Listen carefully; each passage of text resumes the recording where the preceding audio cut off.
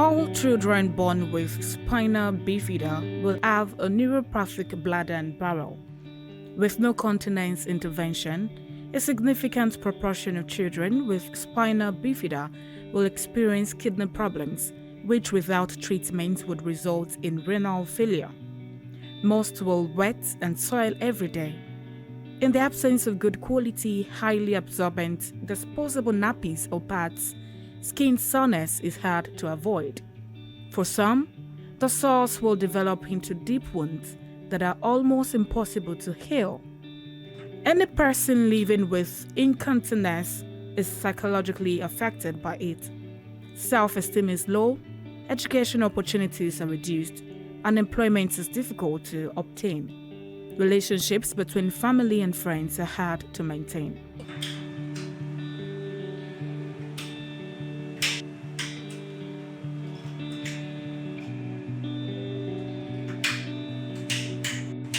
From age 1 to 6 years, she can't control her poo and wee. She always been messed up. Schools they rejected her in terms of the continent, and even in terms of peer group they distance themselves from her. Neighbors they will try to move away that the odor in terms of the way she used to be messed up.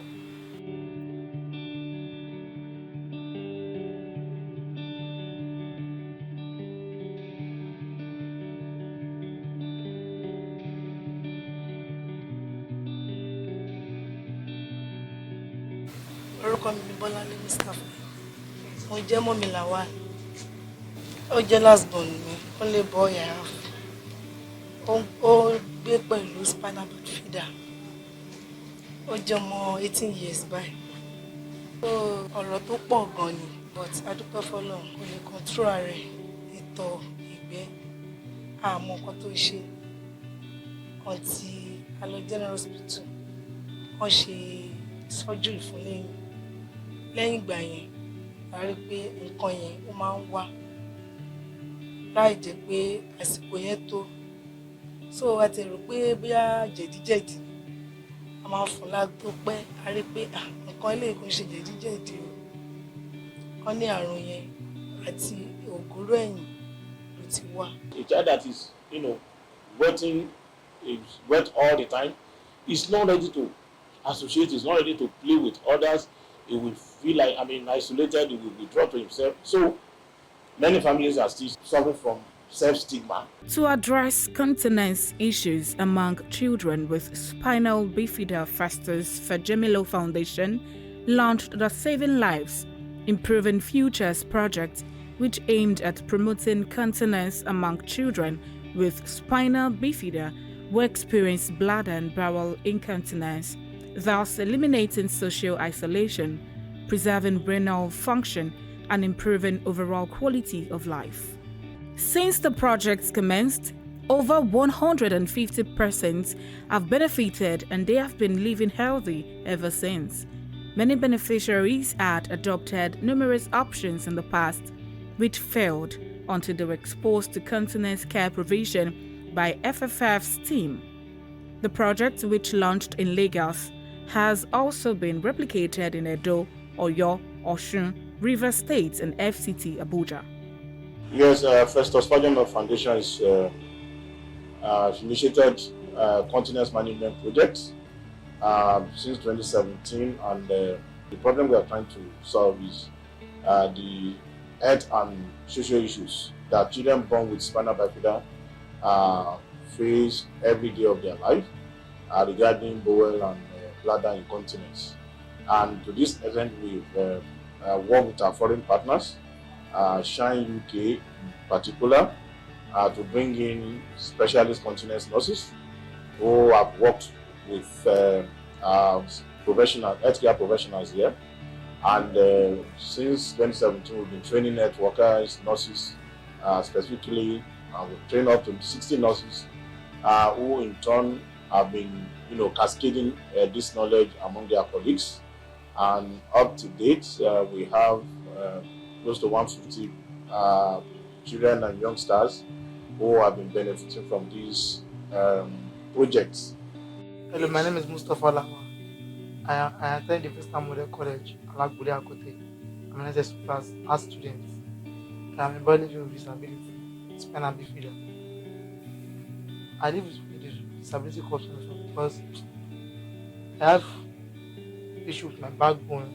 It's a disability of the issue of the backbone which affects the child through a child maybe during the when he or she is in the pregnant of the mother. So, but now I'm now a free boy from it because I can do myself, I can put myself, not like before that it come out painful. But now I have the truth provided for me. Like now I have the catheter and the bowel washout, which helped me a lot, and I really appreciate that because after using it, I feel relief. Not I don't feel pain more like before. Just the only pain I feel is when I'm doing it. But after that, I feel relief, which I thank God for that and the foundation. So it's through a friend that I got to introduce to Fajemilo Foundation that really helped me move me out from the depressed that I was before. They helped me, they taught me there in terms of the continence. They taught me how the way to catheterize her. Incontinence is a devastating issue for children with spinal bifida, in the sense that it affects them in terms of health because their bladder do not have and bowel do not have enough power to void urine or feces, and so and any leftover urine over time builds up to the point of kidney, and whereby poses danger to their kidney. Also, the social aspects, in the sense that a child that is have no control, that doesn't have control over his bladder or bowel, and he goes to school, messes himself up, and none of his peers want to move closer to him. So this poses a lot of psychological issue and demoralizing the child in question. Children are going through a lot. They have multiple issues. There are incontinence of urine, incontinence of feces, they have bed sores, they have orthopedic issues. So these children, though we concentrate as nurses, we pay more attention on the continence aspect. Those of them that have orthopedic issues, they are referred accordingly, other urinary issues. Then, when they come for clinic, we find out what they have been doing before now, and we take it up from there. We know what they know already, find out what they know, and go on from there, educating them on what the advantages of continence management concerning their children. For the past 5 years, we were introducing to the using of catheter and bowel washing. So for now, I'm using it go freely, not using of pampers anymore, diaper anymore. For a day, I can still without using diaper as far as I'm not going anywhere. If I'm going anywhere, I can use it, which I know I'm supposed to myself. I have my catheter with me. When I do my bowel washout, I feel relief. I can go anywhere freely without the use of no diaper, no pampers, nothing else. Before, I used to use about 6 to 7 diaper in a day, but since the time that I've started the continence clinic, in fact it has reduced to 1, at most 2 in a day. I'm very happy, as in that difference is out from me now. And in terms of Erebuwa, she can move with her friends, play, do whatever she likes now, unlike before, the way she used to be messed up. I really appreciate the foundation. Yes, it has been a real a change of stories for patients, the children, the youngsters, their parents. One, in terms of health, so where there has been a drastic reduction in the number of children coming down with infections, because that is one of the problems they also experience. So many a time they experience frequent infections.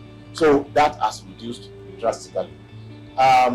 Socially, the children are their self-esteem has gone up, and they are able to interact socially with their peers, especially in schools. Some who have not been able to go to school, attend school on daily basis, are now attending full classes, and they are now participating, very well, in classroom activities, simply because before they go to school in the morning, they've done their bowel washout, so the child is sure that it's not going to mess him or herself up. Inú wa ń dùn sí because nígbà yẹn mo ra diaper ó ní ìsìn mo ṣì ń rà náà kò dàbí ti tẹ́lẹ̀ ọkàn mi balẹ̀ sí ó ṣáà lọ sí Ìlọrin ó dẹ̀ lò 2 weeks without me so ó dẹ̀ lọ. With the continence management, clean intermittent catheterization, and the bowel washout, they are good to go. They remain dry in school because the parents are taught to do it early in the morning before the children go to school. So when the bowel is washed out, they empty the bowel. Then they catheterize. The bladder is almost empty. Then when they are in school, they remain dry. The stench of urine that used to come from them, that makes their classmates run away from them, is no longer there. So they are comfortable. We are having less or no dropout from school since we started this training. So we are happy with it. Due to finding limitation, there are several children with spinal bifida that are still looking for how to address their continence challenges. The limitation we are having as nurses is a shortage of manpower, then redeployment of those that have been trained. There are some that have been trained, especially in the outpatient department, pediatric outpatient department. After a while, they are redeployed to another area, leaving a vacuum where we run the clinic. The clinic takes place twice a month, first Thursday and third Thursday, leaving maybe one person to run the clinic compared to when you have 2 or 3 people on ground. The challenges we are having are enormous. One, funding. For instance, each year we have to go to our partner in the UK. The funding we have been using since 2017 has been coming from Wait for Africa Hub in Wales, through our UK partner, Shine Charity UK. We had wanted to expand more than this because we still have people calling from various parts of the country. But again, we are still able to cover 3 of the 6 geo-political zones. So this year we plan to expand to another 2 zones, but currently the funding we are using got finished that grant cycle March this year, and currently we are looking for another funding which we are here to get, and that's why I will remain grateful to Shine UK, who has been gracious enough to provide us at least what we can use to maintain our clinic here, because if not, we will have stopped since April. We will have stopped operating our own clinic here. And currently, one of the reasons why we set up the FFF clinic is to serve as backup to the public facilities. You have heard that since yesterday, health workers are on strike nationwide, and nobody can tell how long this will last. So it means that none of our beneficiary can access that service in any public facility now. So for us here, they have a place to fall back to. So other challenges are, one, a level of ignorance. So awareness is still not there. You still have some families. We've had a situation whereby the husband will say, "No, I don't want to see you inserting catheter into my son's." We are not realizing that this child needs, this particular process to be able to protect his kidney, because as that child gets to the age of, say, 12 upward, the effect on the kidney will begin to show. Another challenge is medical brain drain. So we find out that even among the nurses that we have trained, in one particular public facilities, we have maybe out of 10, 5 are now abroad. So we have to repeat training, because even the 5 that are there, some of them are maybe on their way to retirement, and so it's a whole lot of issue for us that training is what we have to keep, we have to sustain it, And in sustaining it, we need funding. And I've said that funding is, is a challenge.